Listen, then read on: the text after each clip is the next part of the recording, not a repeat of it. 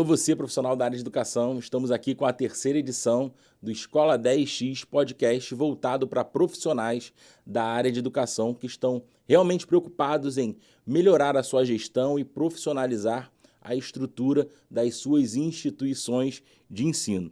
Hoje, mais uma vez, com um tema muito relevante para você que é profissional da área de educação, para você que é empresário da área de educação.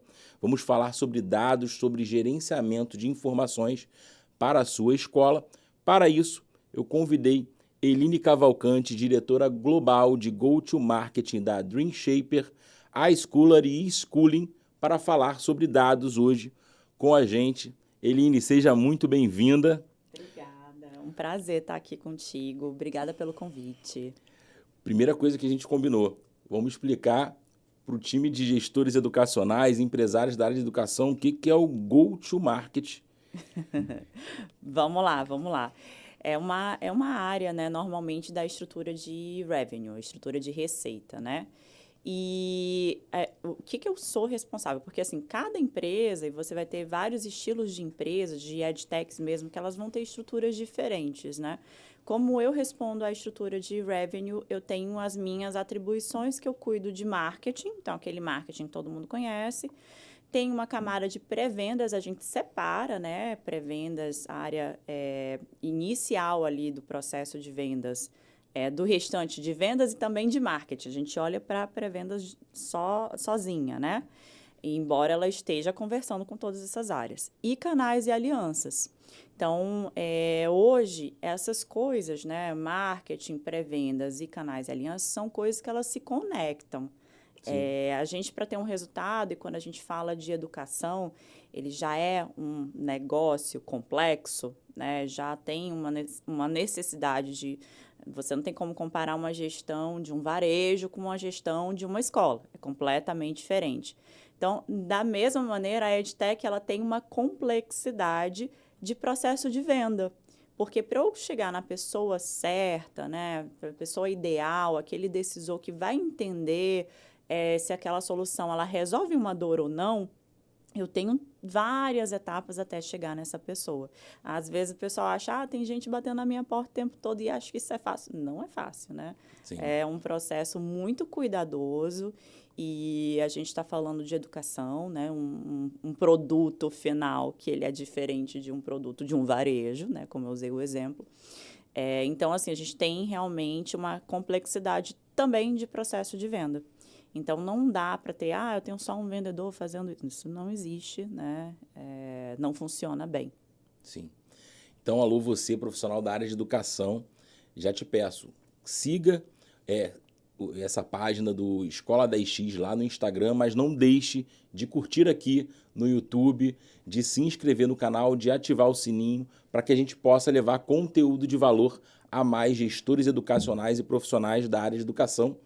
Antes da gente iniciar com as primeiras perguntas, eu quero destacar o apoio da EducBank a esse podcast, a maior plataforma de previsibilidade financeira da América Latina. Mais de 800 escolas já adotaram essa solução para gerenciar melhor o seu negócio, que é a educação. Acho que está faltando um pouco em algumas escolas ainda pelo Brasil de educação privada, de ensino regular, olhar para o negócio com a percepção de que eu preciso me organizar, o meu caixa, os meus dados, as informações pedagógicas, para que a gente possa prosperar no mercado de educação. E daí, Eline, a gente destacou esse episódio de hoje como da intuição à decisão, o papel dos dados na gestão escolar.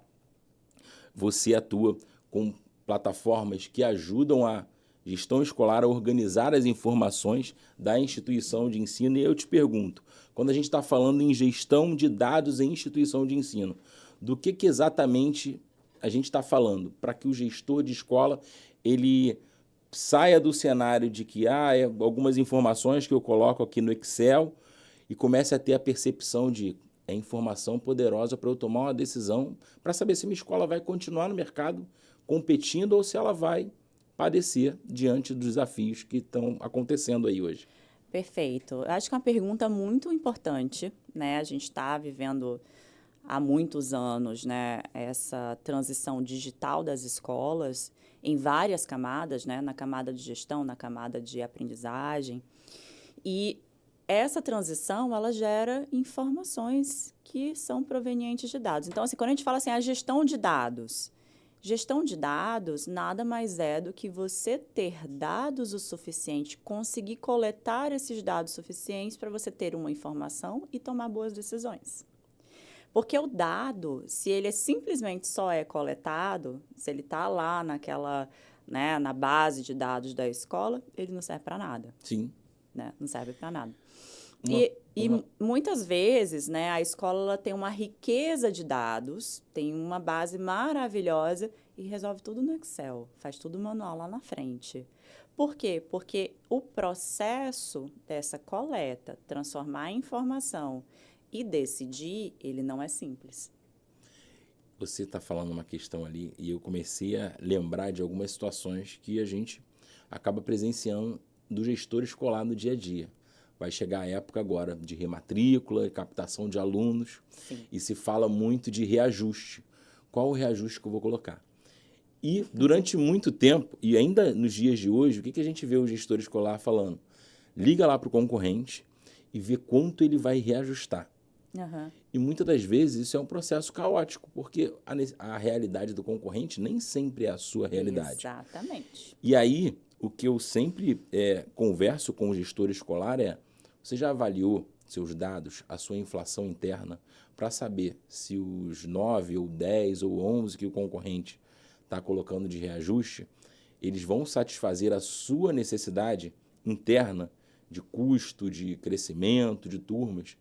Isso é possível fazer isso quando a gente tem realmente numa plataforma com informações confiáveis que nos ajudam a tomar a melhor decisão na hora que a gente precisa tomar essa decisão. Sim, né? sim. Eu continuaria ligando para o concorrente. Não deixa de ligar, não. Eu acho que é importante saber, e é um termômetro que faz parte do processo de venda. Mas ele não pode ser o único. Eu acho que o grande ponto é esse, né? Eu já tive tanto do lado... Eu tive em vários lados da mesa, né? Eu já tive como... hoje fornecedora, já tive como decisora comprando material, inclusive nós nos conhecemos, Sim. né? Quando nós éramos decisores, hoje Sim. você também é um fornecedor. E tive do lado de aluna, tive o lado de professora e tive o lado de estudante pesquisadora, né? Então, tive na educação, vários lados da mesa.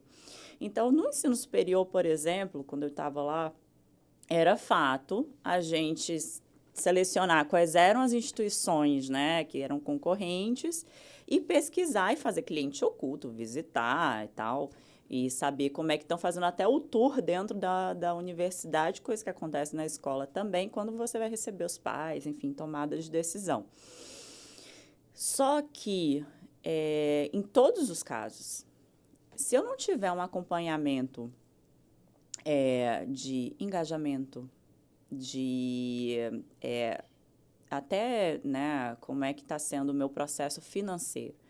Eu estou tendo muita inadimplência, não estou tendo inadimplência. Existem observações de padrões dentro da educação, né, que eles te levam a resultados. Então, assim, o aluno não está vindo, está desengajado, os pais não vêm nas reuniões, está inadimplente por muito tempo, as réguas de cobranças não estão dando resultado, estou para negativar o nome de alguém. São indícios de que você vai perder. Sim. Se esse é um grupo, se é uma coisa isolada, é um indivíduo, dois, ou se é um grupo, ou se é uma sala de aula, ou se, sabe, você vai percebendo, no caso de universidade, disciplinas, né? Olha, eu estou vendo que a turma ali daquela disciplina ou daquele docente está acontecendo isso. Deixa eu entender.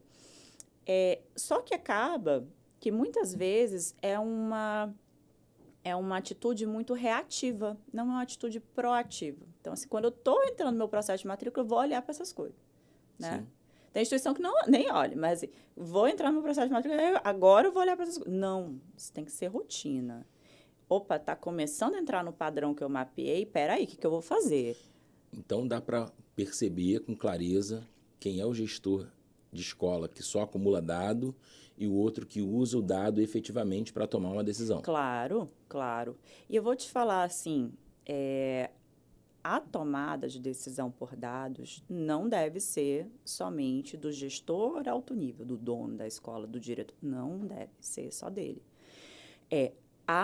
A secretária escolar, a coordenação, o diretor ali, que é um diretor intermédio, um diretor de camp, né, de unidade, ele precisa ter as ferramentas, ter os indicadores e ter um acompanhamento diário.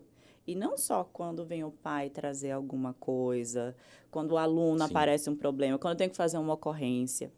Eu fiz a pesquisa de mestrado sobre o uso de sistema de gestão, né, em escola básica, e falei com muitos gestores, supervisores de secretaria, coordenadores, diretores, né, diretores de unidades, falei com alguns donos. E o que acontece?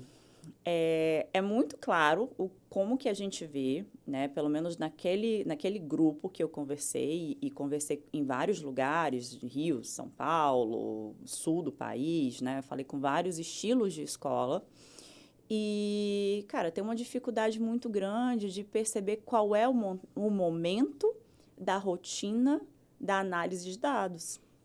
Eu acho que talvez isso complementa muito bem com uma situação que é o seguinte. Que dados, né, hoje o gestor educacional, né, o diretor de escola, eu costumo dizer que ele é o diretor de uma unidade de negócio, um CEO de uma unidade de negócio, né? E aí mas muitas das vezes eu vejo ele consumindo muito conteúdo sem uma clareza efetiva do que ele precisa de cada área olhar efetivamente. Numa instituição de ensino hoje, o que você vê que são dados que são importantes da gente trabalhar, peneirar esses dados para transformar isso em informação de valor e aí sim tomar uma decisão mais assertiva, com mais clareza? Eu tenho uma colinha aqui, peraí, que eu vou te falar, porque são... Pronto, aqui, estou com a minha colinha aqui. O que eu destacaria, tá? Primeiro de tudo, é que existem indicadores básicos. Assim, toda instituição de ensino, escola básica e superior, ela vai ter que prestar contas com alguém, né? Sim. Com o MEC, com Secretaria de Educação, enfim, com quem vai ser, isso vai acontecer, né? Então, entendendo muito os indicadores que o próprio MEC, que a própria Secretaria de Educação, ela já solicita, você tem uma prestação de contas e você vai ter que fazer um relatório para entender isso. Beleza. Alguns desses indicadores são muito importantes, porque a gente fala ali de densidade de escola, fala de agrupamento por sala de aula, fala de histórico escolar, fala, pensando também no superior, né, fala também de qualidade, de percepções de critérios de qualidade do que seria exigido naquele curso. Então, tudo isso a escola ela vai ter que prover e documentar esses pontos, né? Quando a gente fala de gestão, além disso, porque você vai ter que prestar conta, então você vai ter que ter esse material, e ter alguma maneira de fazer com que essa prestação de contas seja simples, uma parte importante é pensar em crescimento. Então, assim, hoje eu tenho todas as minhas salas de aula, está tudo certo, né? Tenho quantidade, mas não, tem um topo, que eu ainda vou ter que preencher mais 40%, mais 30%. Esse é o meu crescimento. Ok, essa análise de crescimento, ela te define, ela te ajuda a criar os teus indicadores de captação. Então, se eu vou ter que chegar naquilo ali, quanto tempo eu olho para mercado, eu olho para o que eu estou fazendo de renovações, percentual de renovação, percentual de perda, e o que eu vou precisar, quantos anos eu vou precisar trabalhar para eu chegar no meu topo. Porque o que eu vejo muito, Rodrigo, às vezes até nessa percepção de crescimento, é um crescimento muito focado, beleza, eu vou investir na quadra, né? Para você tomar uma decisão, se você investe na quadra, que a quadra é importante, a quadra vende. Com certeza. A quadra vende, né? Eu Vende. entendo o investimento da quadra. Mas, assim, para você tomar uma decisão, o que você investe primeiro? Eu vou botar mais uma sala de aula ou eu vou investir na quadra? Se eu olho para o meu percentual, daqui a 3 anos só que eu vou conseguir chegar no meu topo pelos percentuais e pelas coisas que eu estou calculando aqui. Então, eu vou investir na quadra. Porque aí, quando eu fizer o meu tour maravilhoso aqui na minha escola, a quadra vai estar, sensacional. Eu sei que eu já visitei quadra e eu já escutei de filho que não tinha a cesta de basquete, a escola não era legal. Acontece, tá? Verdade. Em casa eu tenho esse exemplo. Mas a tomada de decisão, né? Eu acho que desse primeiro indicador de crescimento, que é o crescimento, ele vai envolver isso, né? Eu melhoro a fachada, eu melhoro a quadra, eu invisto numa sala de aula, é ter esses indicadores aí primeiro, né? Uma primeira faixa. Uma outra coisa que eu traria é a parte de retenção. Então, assim, é muito do que a gente conversa muito, né, Rodrigo? Assim, cara, eu consigo ter uma predição de retenção quando eu consigo antecipar o meu processo de rematrícula, né?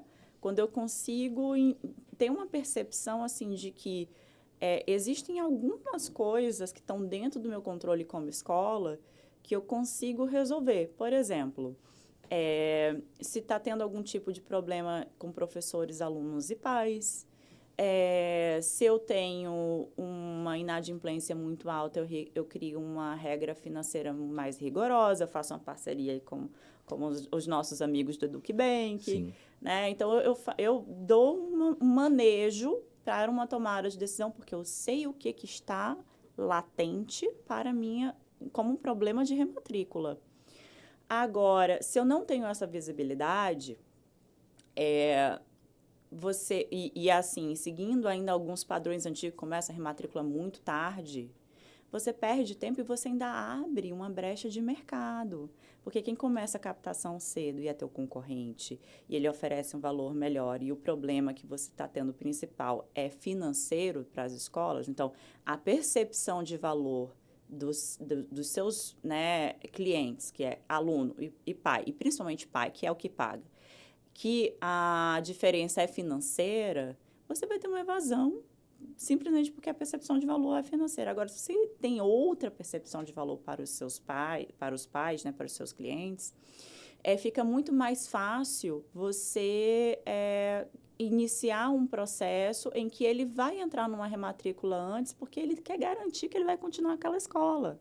Porque aquele valor que aquela escola entrega é tão superior a qualquer tipo de abordagem financeira que para ele é muito melhor ele ficar tranquilo de que o filho dele está renovado. Então, essa construção, né, da renovação, que não é renovação trivial, que não é uma coisa assim, vou só olhar número, percentual de perda, percentual de ganho, não sei o quê. Não, mas toda a parte também que envolve esse processo, né, da rematrícula, em que eu sei de NPS, como é que está a satisfação desses pais. Eu tenho uma construção com alunos e pais sobre como que a qualidade de aprendizagem, os valores que são importantes, o esporte, enfim, uma série de coisas que você pode incluir, né, na sua oferta como diferenciais ou como uma construção. E eu te falo assim que diferencial não é como alguns anos atrás, escola bilíngue, né? Não é sobre isso. Mas, às vezes, um atendimento rápido, você ser super bem atendido, você resolver muito facilmente na plataforma, você rapidamente conseguir ter acesso à direção, falar com a coordenadora e trocar uma ideia sobre uma parte pedagógica, um conteúdo que não... Às vezes é isso, fazer o arroz com feijão bem feito.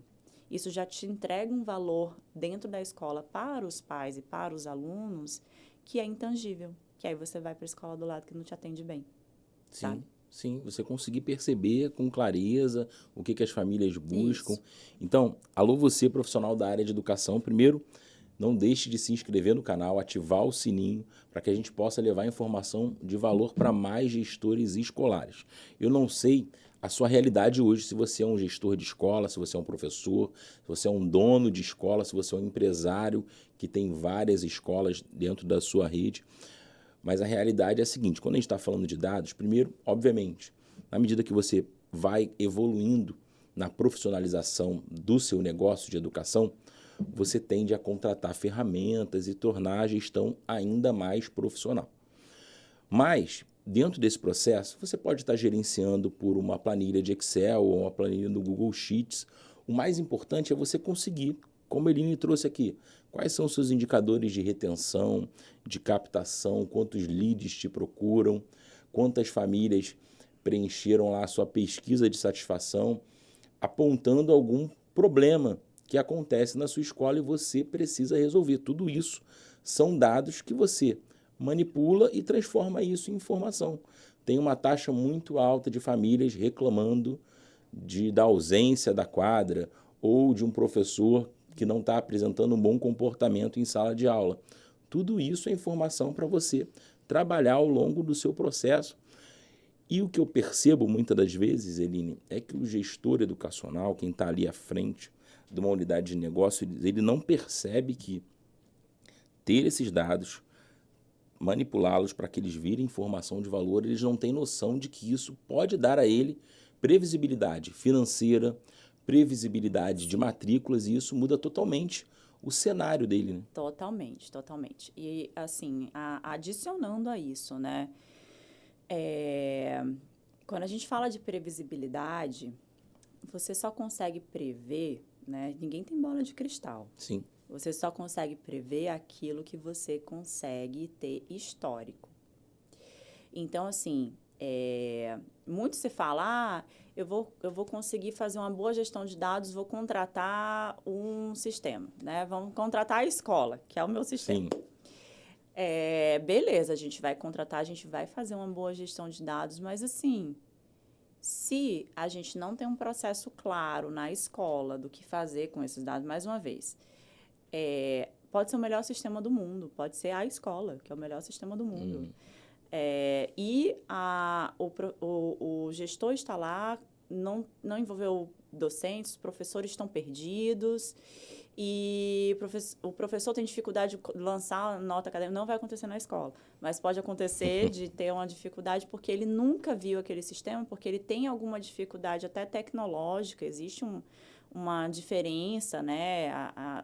Não é nem geracional, né? Às vezes é geracional, mas tem uma diferença assim, de conhecimento de tecnologia mesmo.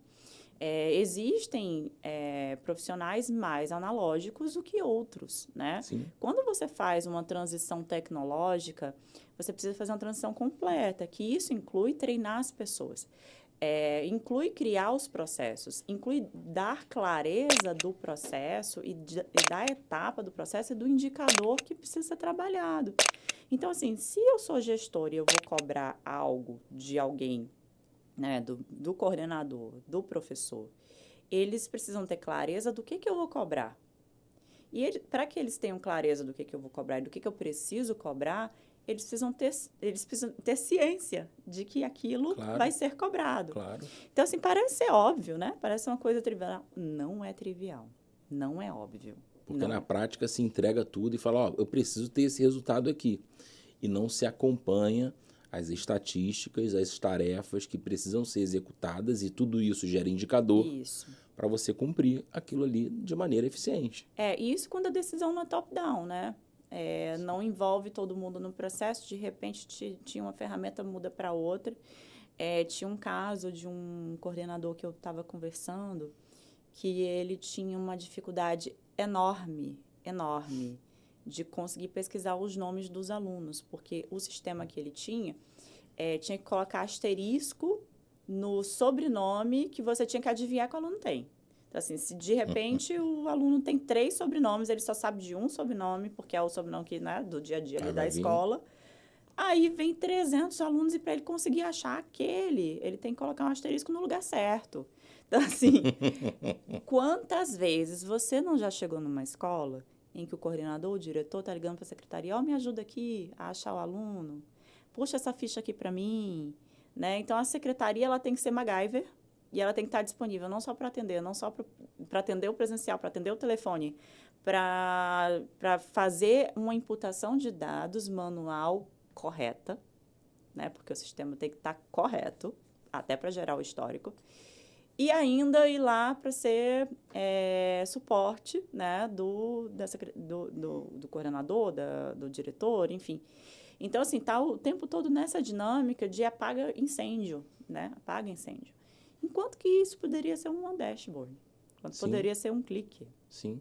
E uma coisa que muitas das vezes eu vejo os donos de escola, empresários de educação, que quando você não tem nada de errado, de repente, alguém do atendimento ajudar um coordenador, ou um coordenador ajudar um professor, eu não vejo problema nenhum nisso. O que eu vejo problema é quando você tem interrupções em sequência da atividade por conta da falta de cuidado daquela pessoa que recebeu o treinamento em aprender. Sim. E aí você consegue também gerenciar isso. Poxa, você está assistindo a plataforma? Quanto você já acompanhou de treinamento? Quantas vezes você já esteve aqui na unidade presente para determinada imersão que a gente aplicou? E isso também são dados que ajudam o gestor escolar a tomar decisão. Eu costumo trazer muito isso para a realidade das metas, né? Geralmente o dono de escola ele bota lá a meta, ó, vamos lá, tem que alcançar a meta. E eu costumo dizer, peraí, a meta é só um número que está lá num quadro, no papel, e o papel aceita qualquer coisa. Mas e as atividades que você precisa fazer para que essa meta seja alcançada? Um cronograma claro Sim. de rematrícula, de captação, uma política comercial de bolsas, uma aproximação do time de coordenação, do time pedagógico com as famílias para entender os meus indicadores de retenção. Tudo isso são atividades que, se você metrifica, acompanha ao longo do processo, vai te conduzir Perfeito. ao alcance do resultado. Então, talvez esse seja o principal papel dos dados, serem o personagem principal que vai conduzir a escola ao crescimento. Mas assim, dados sozinhos, a gente tem que ter muito cuidado, né? A minha orientadora falava muito assim, a gente chama de dado, mas não é dado. A gente tem que falar dos recursos de dados, porque o dado sozinho não resolve nada. Sim. Né? Sim, isso é muito importante, essas informações claras, a partir de dados que vão gerar uma eficiência desse processo. Mas eu vou te falar assim, existe um erro que a gente acha de transição tecnológica, e a gente vive isso o tempo todo, que é assim, dou uma palestra, dou um treinamento, você aprendeu. Eu estou dando como aprendeu. Uhum. Mas não é assim, porque a gente está mudando um hábito, né? Ontem a gente estava até conversando, né, das fichinhas que se usavam nas escolas antigamente, né? Fazia matrícula na fichinha. Tem escola que ainda usa. Tem, é inacreditável, mas tem. Mas, assim, beleza, a fichinha teve a sua função e era a tecnologia da época. Tecnologia é meio. Mas o hábito da fichinha, ele internalizou nas pessoas. As pessoas, elas olham para o sistema de gestão com a cabeça de fichinha. Exato. Não é? Exato. Porque você olha até o sistema de gestão, ele tem aquela carinha meio de fichinha, assim, Bota né? mais isso daqui também, que vai... não tem como marcar ali no sistema. Então, assim, beleza, a gente tem uma mentalidade que ela vem do analógico, vai para o digital, e a gente fala assim, vou treinar, dou 1, 2, 3 treinamentos. Não. Sem fiscalização, né? É uma mudança de hábito. É que nem quando a gente quero botar um shape, né? Vou agora ficar forte, vou fazer isso, isso aqui. Cara, você não vai resolver 2, 3 vezes na academia, ou 2, 3 meses na academia, ou 6 meses na academia, né? E outra, se você for só para academia e não cuidar da alimentação, também não vai resolver. Então, assim, por que a mudança de hábito tão estruturante dentro da escola, por que a gente acha que 2, 3 treinamentos vai mudar tudo? Então, que acho que emenda com uma pergunta que eu ia fazer agora. Qual o maior erro do gestor educacional que tenta implementar tecnologia ou ferramenta de gestão de dados na instituição de ensino? Talvez seja isso, a falta de acompanhamento, de gestão de todo o processo. Porque o que acontece? A gente, né, as edtechs, eu acho que elas, ao longo dos anos, elas vêm se especializando muito em implantação, né? Então, a gente vai fazer uma implantação incrível, né? Ter esse cuidado de levantar escopo, de organizar o que precisa ser organizado da instituição para caber naquele escopo e na hora de implantar não ter uma diferença tão grande de projeto, porque a gente sabe que as coisas são dinâmicas. E quando a gente tem, né, estruturas dentro de sistema de gestão que não se existia antes, existe também uma quebra de paradigma de, peraí, isso aqui sempre funcionou assim, você está me trazendo um outro recurso que vai me fazer funcionar assado. Então, peraí, existe uma reflexão ali no processo que, às vezes, até no próprio período de implantação, a gente dá conta dessa reflexão. Mas, ok, implantamos, né? Vida que segue. É lógico, a gente tem hoje na nossa estrutura, para todos os nossos produtos, uma equipe de CS, né? Que são pessoas que acompanham o sucesso do cliente, para que a gente garanta uma boa utilização da ferramenta. Mas veja, nós somos a ferramenta, nós somos a tecnologia. O dia a dia operacional da escola é da escola. Então, assim, implantar a tecnologia é um passo muito importante, mas é muito importante ter muita clareza, mais uma vez, do processo, de como que eu treino essas pessoas e de como que eu crio esses hábitos corretos para o crescimento, para o desenvolvimento do meu negócio. Então, assim, existem possibilidades de criações novas de rotinas de acompanhamento que não se existia antes. Quantas vezes você chegou numa mesa de reunião de captação de dado empírico? Ah, não, eu sei que o pai ele vem aqui na terça e na quarta. Não, geralmente vai vir em dezembro, a rematrícula vai acontecer. Vai acontecer. Dezembro, bomba, né? Não, mas terças e quartas aqui funciona melhor. Não, pai chega aqui sábado. Então, de noite ninguém vem, pode fechar. Pode fechar. Aí você pega e faz um levantamento. Aí você cria um histórico. E aí, com esse histórico de frequência, de quantos pais vieram ali, simplesmente, quando a pessoa aparecer na escola, você simplesmente tem um mecanismo de contagem. Só isso. Você muda completamente o empírico. Então, assim, são coisas... A gente está gerando dados o tempo inteiro, né? O fato da gente acordar e abrir o celular, a gente gera um dado que vai, sei lá, para essas empresas, né, que cuidam, que fazem a gestão do nosso celular.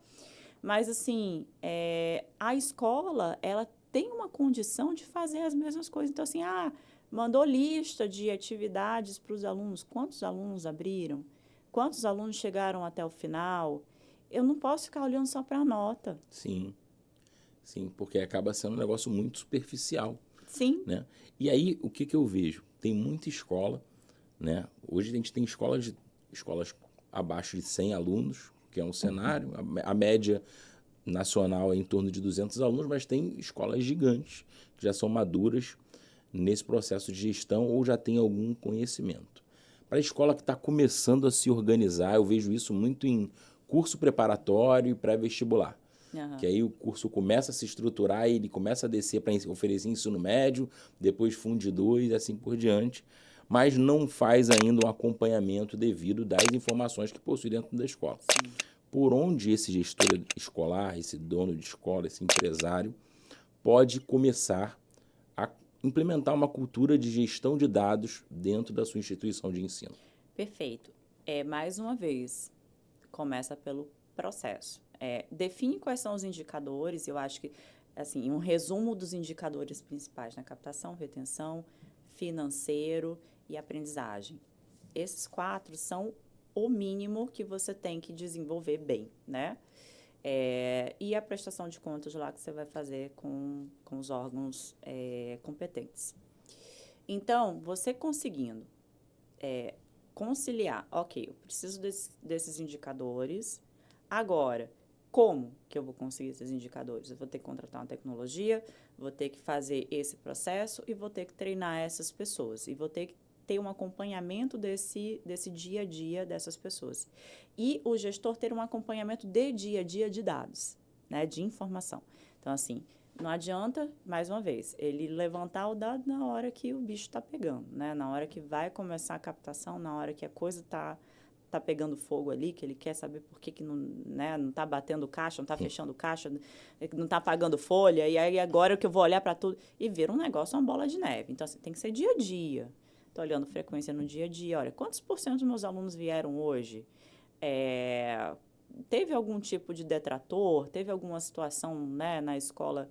E aí é um qualitativo que fica, às vezes, nem registrado em ocorrência, é um qualitativo que fica com pessoas, e isso é um perigo, né? Então, assim, eu preciso ter alguma maneira de visualizar se eu tive uma situação de violência de sala de aula em que o menino foi para casa e levou uma advertência, né, para os pais.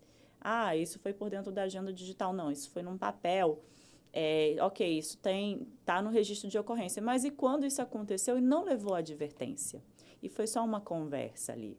E se a pessoa conversou, ela muda de unidade, ela muda de escola, ela tem qualquer questão que não pode vir, a gente perde um indicador importante, sabe? Com certeza, com certeza. E assim, se não acompanhar, você tende a se repetir aquela ação ali e você se perder, Exato. saber quando foi, quem foi. E é uma ação que ela influencia diretamente qualidade de ensino, retenção, captação. Porque se uma coisa que vai para uma rede social, a escola perde controle. Aí tem que fazer uma gestão de crise.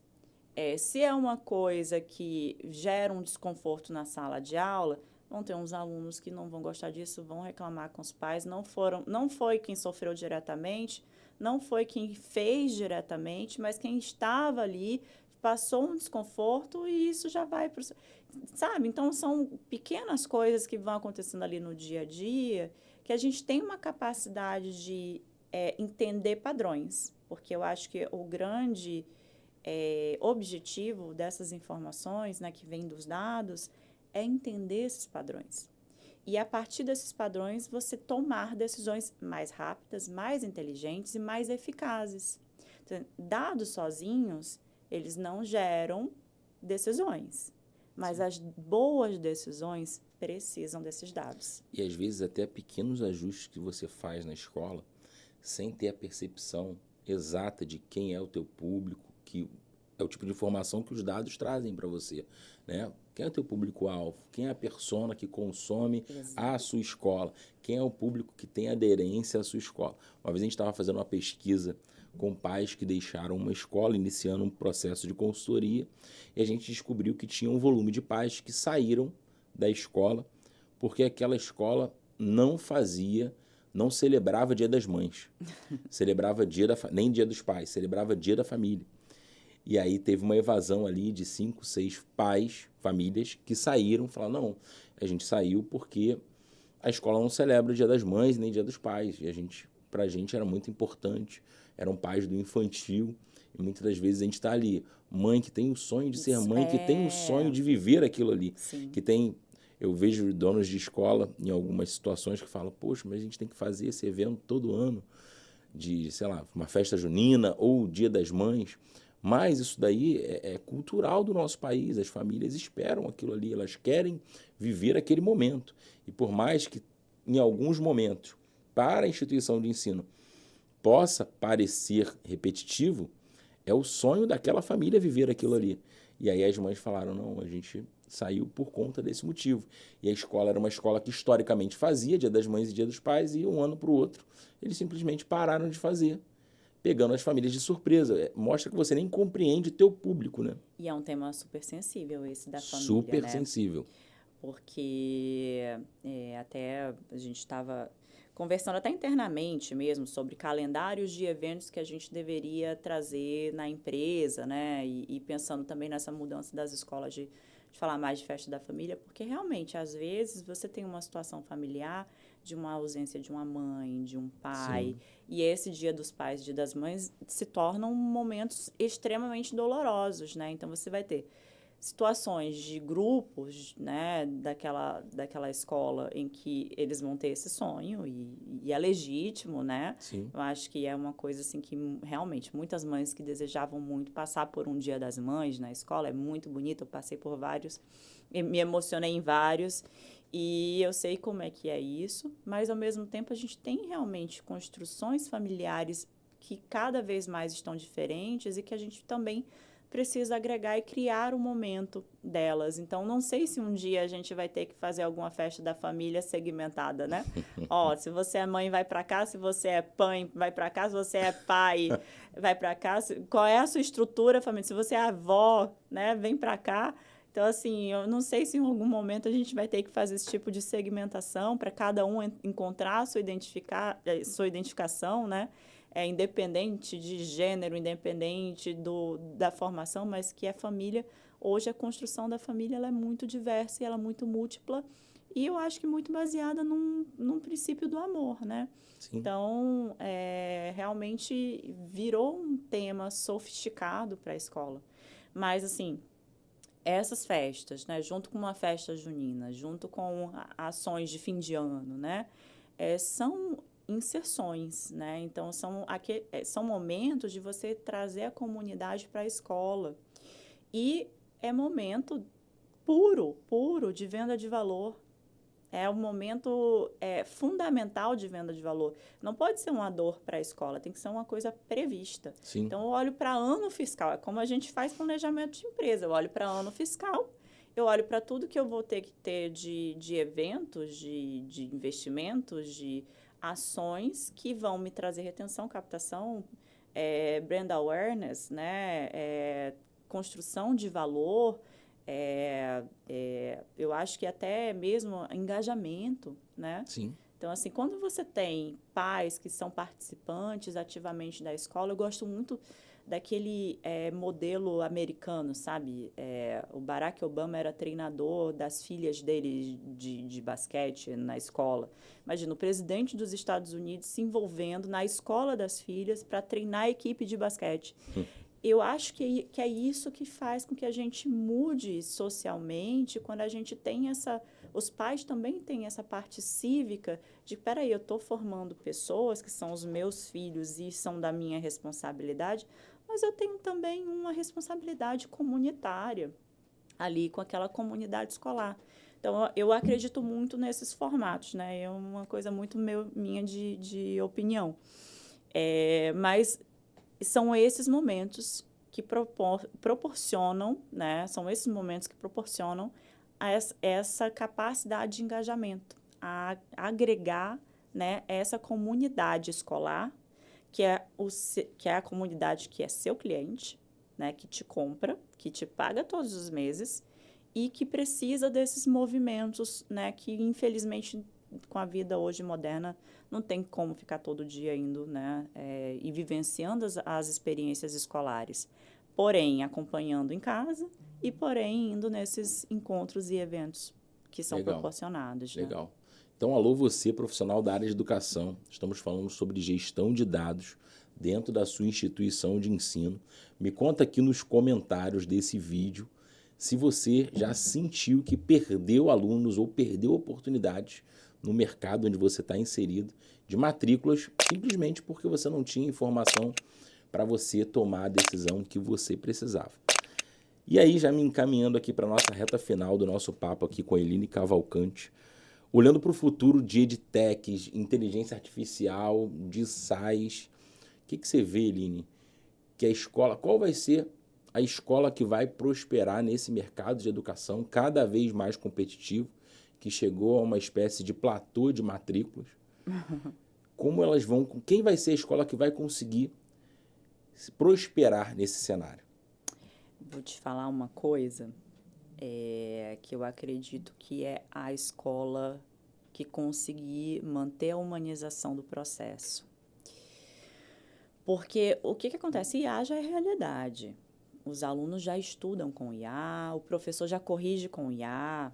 Esses dias, eu tenho um primo que faz universidade e ele chegou revoltado e falou assim, olha a minha prova aqui que é feita ChatGPT, que não mudaram nem a fonte, porque o ChatGPT sai ícone, aquela fonte, aquele mesmo formato, o professor simplesmente copiou e colou o ChatGPT e botou na prova. E a prova estava fácil, ele ficou revoltado.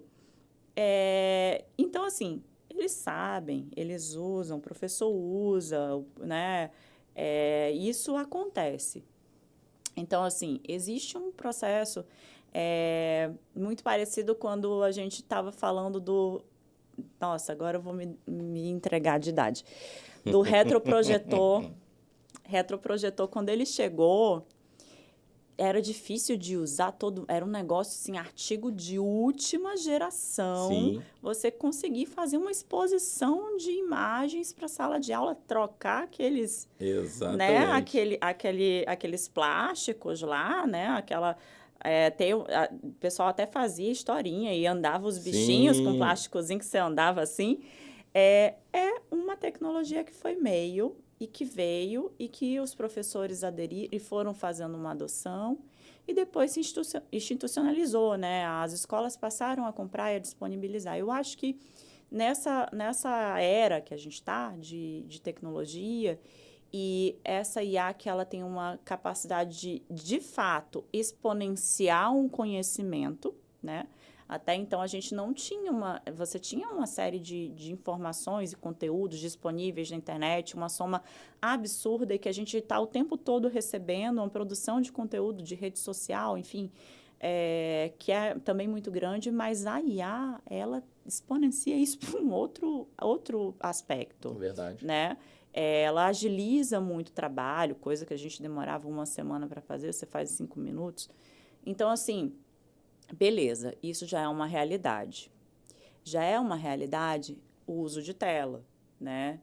Quantas e quantas vezes, e eu acho que, assim, num primeiro momento eu fiquei um pouco mais curiosa desse processo da retirada dos celulares das escolas básicas, mas eu acho que foi uma boa coisa, né? E é um processo global, não foi algo que aconteceu só no Brasil, mas porque esse consumo de tela, ele já tem impactos sociais e de neuroplasticidade muito graves nas crianças, né?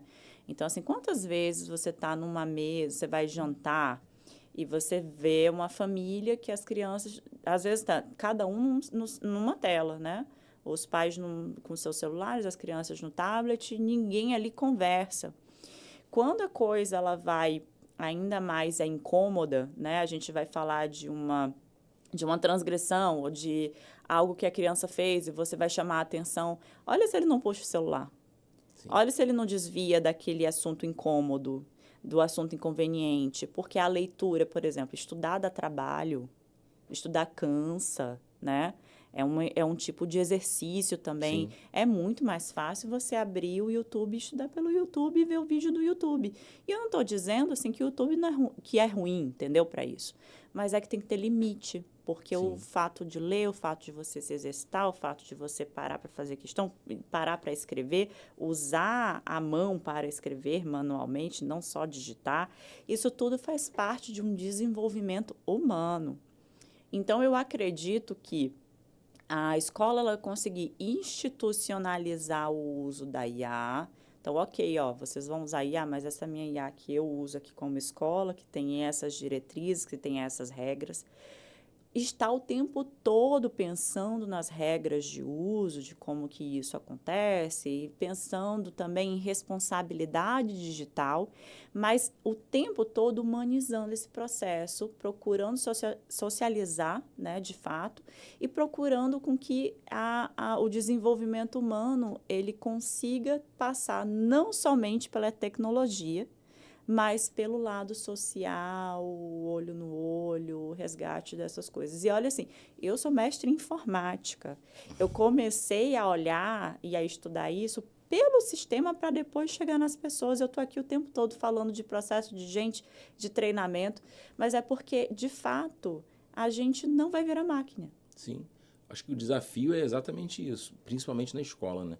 A gente continuar crescendo, a gente se tornar mais eficiente, mas a gente não perder a humanização dos processos, né? As Exato. pessoas, afinal de contas, eu costumo dizer que pessoas, elas matriculam com pessoas, as pessoas estudam e aprendem através das pessoas, e a gente não pode perder isso, principalmente tratando de uma instituição de ensino, seja de curso de idiomas, seja num preparatório para concurso público, para a educação básica, para o EAD no ensino superior ou presencial. Né? A gente não pode perder essa humanização. Agora, a humanização com o uso correto de dados para informação, Sim. né? Então, assim, ok, eu consigo manter os meus processos de aprendizagem humanizados, mas, ao mesmo tempo, eu consigo mitigar, eu consigo prever, eu consigo ter um controle, né? A partir de indicadores dos dados que eu coleto desse processo. Porque aí é que te dá sofisticação. E aí, já encaminhando para o final do nosso papo aqui, Eline, o que vai acontecer com donos de escola que estão nos assistindo agora, mas ainda assim seguem tomando decisões apenas na percepção, apenas na intuição? Olha, eu tenho a sensação que é isso daqui, vamos por aqui, e esse número tudo bem, mas vamos por aqui. O que vai acontecer? O que você observa que pode acontecer com essa escola nos próximos anos?